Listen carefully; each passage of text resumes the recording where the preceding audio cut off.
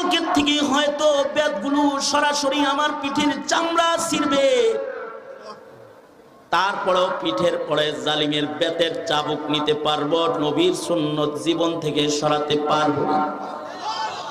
তাই আমার এই জুব্বাটা তোমায় হাদিয়া দিলাম। খাদেম জুব্বাটা হাদিয়া গ্রহণ করে ইমাম শাফির কাছে চলে গেছে। ইমাম শাফি খাদেমকে দেখে বলে, সুখবর দিয়েছিস? যে দিয়েছি। কি হাদিয়া দিয়েছে আগে তাই বল। ওগো ইমাম, আমি হাদিয়া পেয়েছি, আপনি কেমনে জানলেন?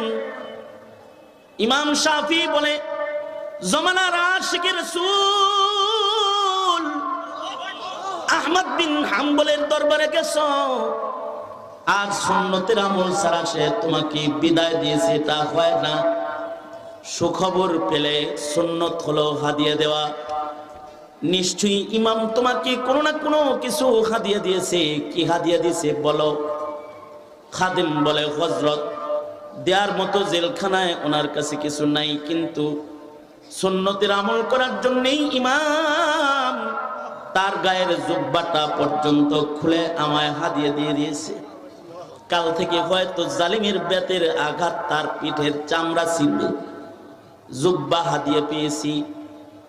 ইমাম শাফি বলে, জুব্বাটা দে, আমার কাছে একটু দে। আশিকে রাসূলের গায়ের জামাটা আমাকে দে। খাদিম জুব্বাটা ইমাম শাফির হাতে দিলে ইমাম শাফি জুব্বাটা চুমা খায়। জুব্বাটা হাতে নিয়ে ঘরের ভেতরে চলে যায়। কিছু সময় পরে জুব্বা নিয়ে বাইরে এসে খাদেমকে বলে, তোর হাদিয়া তোরে ফেরত দিয়ে দিলাম, লয়ে যা।